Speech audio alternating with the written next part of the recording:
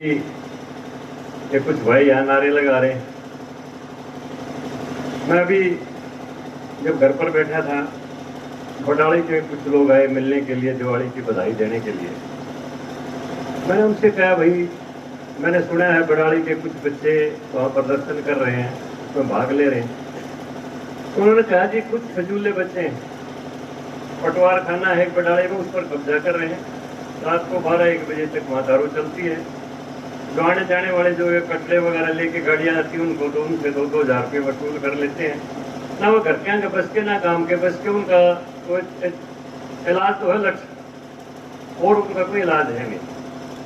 कि भाई हम ये भी बात नहीं कह सकते, क्यों किसी का लग गया हम कोई उलाना हो जाएगा। इसलिए हम तो ये कामना करते हैं कि घर वाले इनको समझाएं, इनमें सद्बुद्धि है। आखिरकार जो लोग आज नरेंद्र मोदी का विरोध करते हैं, भाजपा का विरोध करते हैं, उनसे ये पूछो वो चाहते क्या है। एक समय इस देश में शाह बानो नाम की औरत को उसके पति ने 60 साल की उम्र में तलाक दे दी। 8 उसके बच्चे थे और उसको गुजारा भत्ता देने से भी इनकार कर दिया। वो औरत सुप्रीम कोर्ट तक उसने मुकदमा लड़ा और भारत की सुप्रीम कोर्ट ने ये कह दिया कि इसको गुजारा भत्ता देना पड़ेगा। लेकिन क्योंकि वो मुसलमान था, उसने अपने मुल्लाओं से ये बात कही कि शरीयत के कानून में सुप्रीम कोर्ट क्यों दखलंदाजी कर रही है। और आपको ध्यान दिला देता हूं, उस समय के तत्कालीन प्रधानमंत्री राजीव गांधी ने मुस्लिम वोटों को खुश करने के लिए सुप्रीम कोर्ट के निर्णय को पलटते हुए संविधान में संशोधन कर दिया कि शरीयत के कानून में हिंदुस्तान का सर्वोच्च न्यायालय कोई दखलंदाजी नहीं करेगा। एक तरफ तो वो प्रधानमंत्री और एक तरफ आज के प्रधानमंत्री नरेंद्र मोदी, जिन्होंने 3 तलाक का कानून ही खत्म कर दिया।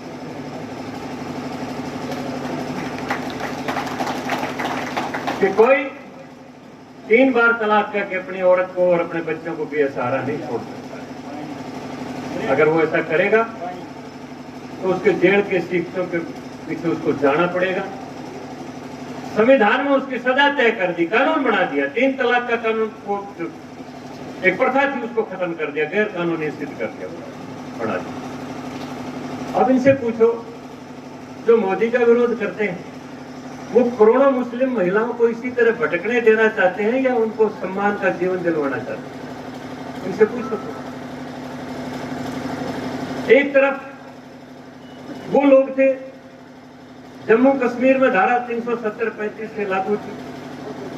हिंदुस्तान का कोई आदमी वहां पर जमीन नहीं खरीद सकता, कारोबार नहीं कर सकता, वहां का कोई राशन कार्ड, कोई वोटर कार्ड नहीं बनवा सकता। लाखों कश्मीरी पंडितों को मार मार के वहां से भगा दिया। बहुत लोगों ने देखा होगा, दिल्ली के अंदर पंजाबी बाग से लेके जखीरा तक साइड में कितनी झोपड़ियां कश्मीरी पंडितों की थी, जो नरक का जीवन व्यतीत कर रहे थे, जो लाखों का करोड़ों का कारोबार छोड़ के कश्मीर के अंदर, यहाँ दिल्ली के अंदर झुग्गी झोपड़ियों के अंदर रह रहे हैं। एक तो वो रास्ता, एक ये सरकार जिसने जम्मू कश्मीर में धारा 370-35 से खत्म करके हिंदुस्तान के हर व्यक्ति के लिए जम्मू कश्मीर का दरवाजा खोल दिया। आज जम्मू के अंदर कोई भी जाके अपना काम शुरू कर सकता है। सरकार ने कह दिया, कोई भी एक सर्विसमैन अगर वहां पर कोई काम शुरू करना चाहिए, उसको जमीन भी देंगे 99 साल के पट्टे के ऊपर, उसको रिवॉल्वर का, गन का जो उसको चाहिए सुरक्षा के लिए लाइसेंस भी देंगे, और उसको कारोबार बढ़ाने के लिए लोन चाहिए, लोन भी देंगे। और आज जो कश्मीर की लड़की कहीं बाहर जाके शादी अगर करवा लेती तो उसके तमाम अधिकार वहां से समाप्त हो जाते थे। ये 370 समाप्त होने के बाद हमारे विधायक मोहन बड़ोली के घर में जम्मू कश्मीर की बहू आई है। एक तरफ तो ये प्रधानमंत्री, एक तरफ वो लोग कि अपने ही देश में एक इलाका हमारे लिए विदेश बने हुए। लाखों कश्मीरी पंडितों को वहां से लठ मार मार के, गोलियां मार मार के उजाड़ दिया गया। अब इनसे पूछो मोदी का विरोध करने वाले ये चाहते क्या है?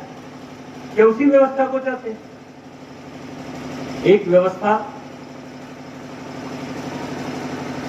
कांग्रेस के समय में आपको ध्यान दिलवा देता हूं। पूरा यूरिया का जहाज विदेश से आया, वो आया भी दिखा दिया, वो बटा हुआ भी दिखा दिया, और खाद कहां गया किसी को पता ही नहीं। करोड़ों रुपए का इतना बड़ा घपला था उस समय। राम लखन सिंह यादव उसके मंत्री थे उस महकमे के। करोड़ों रुपए का यूरिया विदेश से आया भी दिखा दिया, बटा भी दिखा दिया, पूरा समुद्री जहाज। लेकिन वो बटा कहां पर इसका किसी को पता ही नहीं। बिल भी बन गए, भुगतान भी हो गया।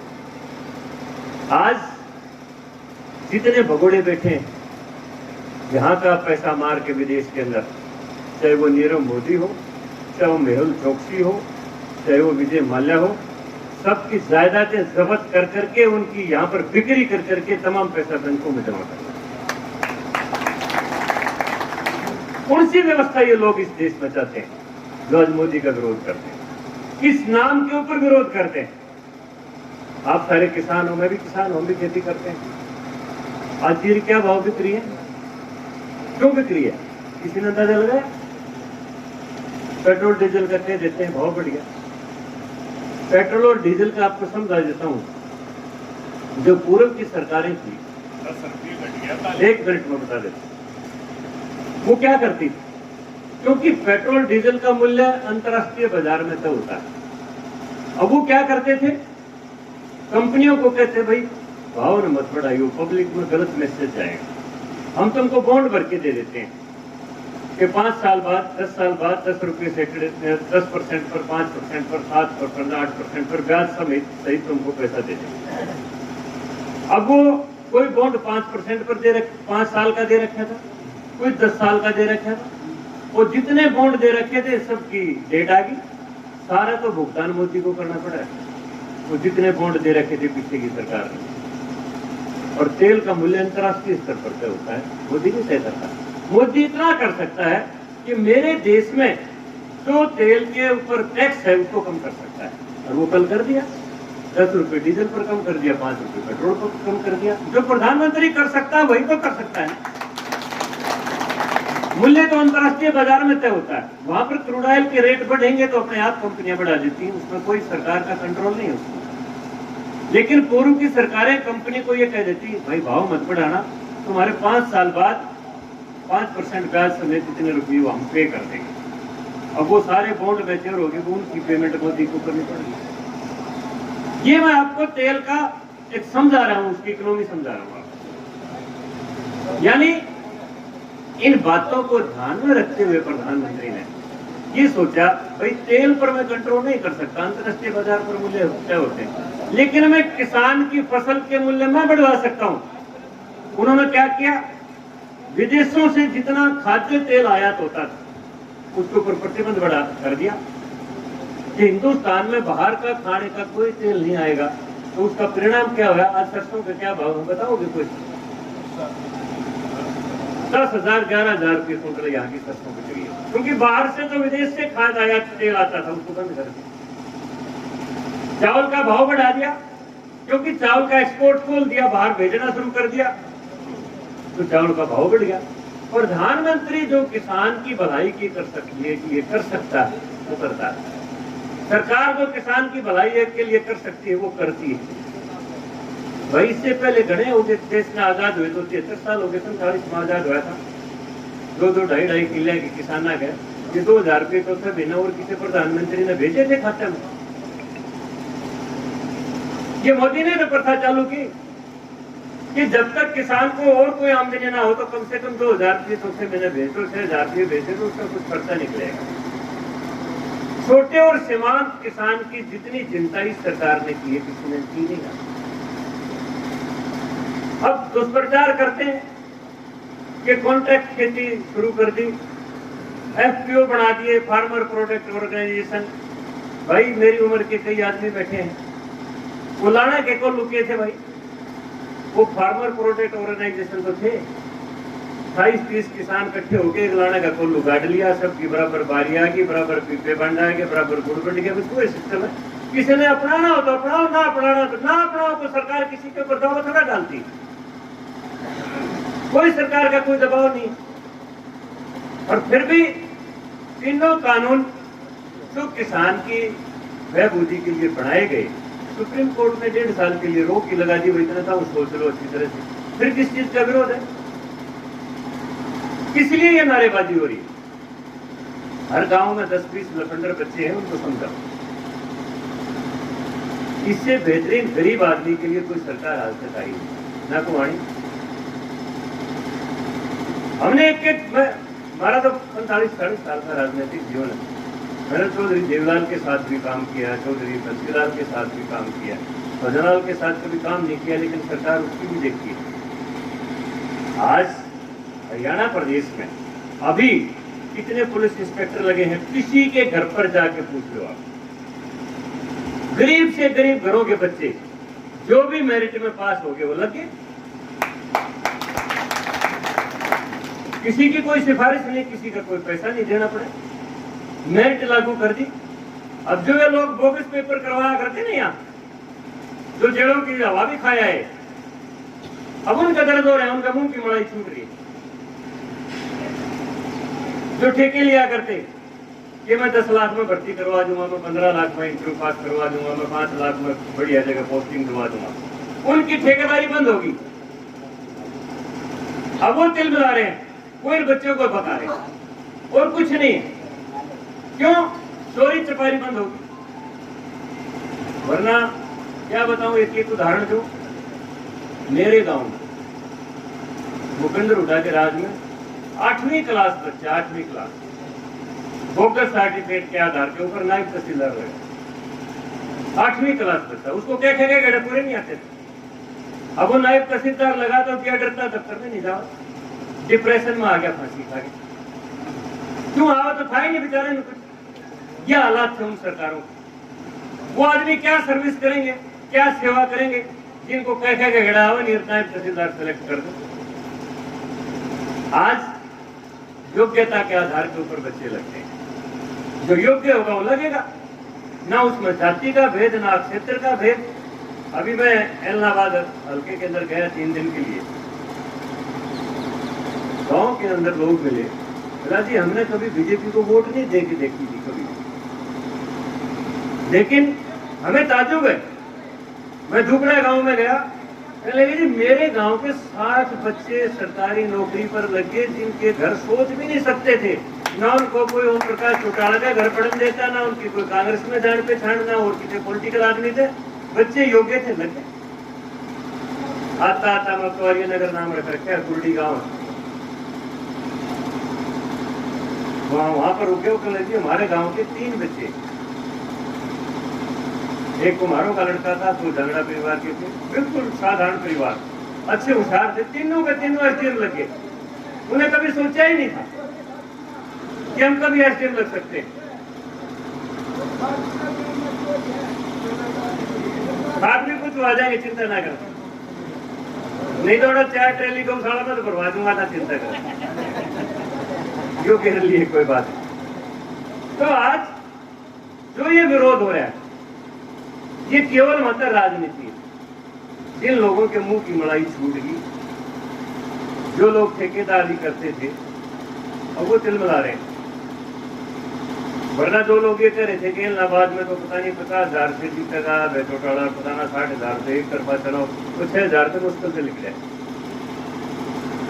आप अंदाजा लगा लो इस बात से कि लोगों के अंदर की भावनाएं क्या है, अंदर से लोग क्या चाहते हैं।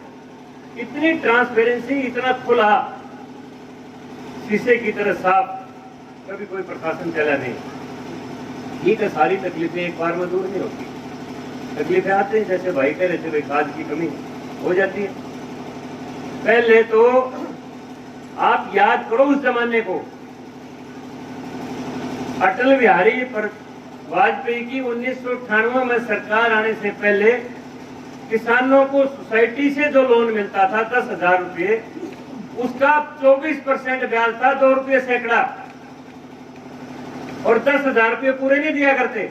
मुझे याद है, जो कहते 5 नगद मिलेंगे और 5 का खाना पड़ेगा। और अगर एक किस्त टूट जाती है, 500 रुपए की किस्त टूट जाती है, तो गांव में जीप से सगाई वाले कह रहे हो और किस्त टूटने ने सोचा तो ना ठाना रहे कि कम कट जाएगा, रुक जाएगा। ठीक नहीं है पोजीशन, मैं गलत तो नहीं कर रहा हूं। 1998 में अटल बिहारी वाजपेयी देश के पहली बार बीजेपी की सरकार के प्रधानमंत्री बने। राजनाथ सिंह इस देश के कृषि मंत्री बने। मैंने वो चीजें देखी है। जो भी किसान जिसकी थोड़ी सी भी किस्त टूट जाती उसको पकड़ के तहसील के हवालात में बंद कर दिया जाता, खा ले जाया करते सोसाइटी वाले जीप वाले। और चोर, अपराधी, गुंडे, लफंगे, इनके लिए तो कानून, हैबियस कॉर्पस एक्ट, बंदी प्रत्यक्षीकरण कानून, ये 24 घंटे में उसको अदालत में पेश करना पड़ेगा, बताना पड़ेगा ये किस धारा के तहत गिरफ्तार किया है। लेकिन किसान के लिए कोई धारा नहीं थी, चाहे वो 42 दिन बैठा रहो, जब तक किस्त ना भर दे तब तक उसकी कोई जमानत नहीं। इतना बुरा हाल था कांग्रेस की सरकार में। वाजपेयी जी आए, राजनाथ जी कृषि मंत्री बने, 24% ब्याज को घटा के 7% करा और किसान क्रेडिट कार्ड बनवा दिए, किसी टाइम कटवा लो, किसी टाइम जमा। ये प्रथा कांग्रेस ने क्यों नहीं की?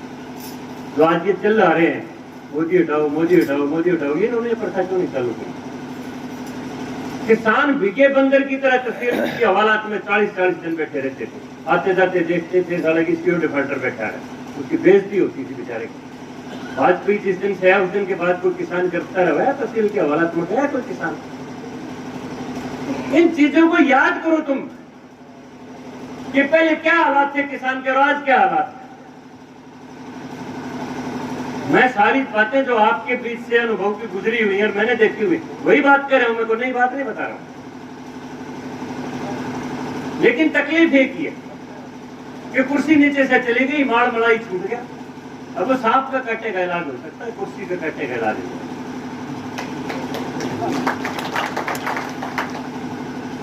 मामला यहां पर है।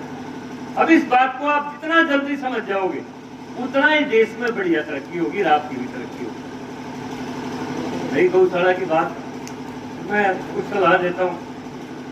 आज आने वाला जो समय है वो एनर्जी का संकट आने वाला समय है। देश में कोयले के भी भंडारों की सीमा, एक दिन में एक थर्मल प्लांट एक रैक कोयले का खा जाता है। रैक बोलते पूरी ट्रेन को रैक बोलते, एक रैक एक दिन में खा जाता है। कितने दिन ये कोयला चलेगा? पेट्रोल डीजल सारा बाहर से आता है, क्रूड ऑयल सारा हिंदुस्तान में तो एक तो जगह है वो भी ओवन जैसी की गैस निकलती है, वहां क्रूड ऑयल कोई नहीं निकलता, सारा विदेशी मुद्रा खर्च करनी पड़ती है, बाहर से आता है सारा डीजल पेट्रोल। इसके लिए भी सरकार समाधान निकाल रही है।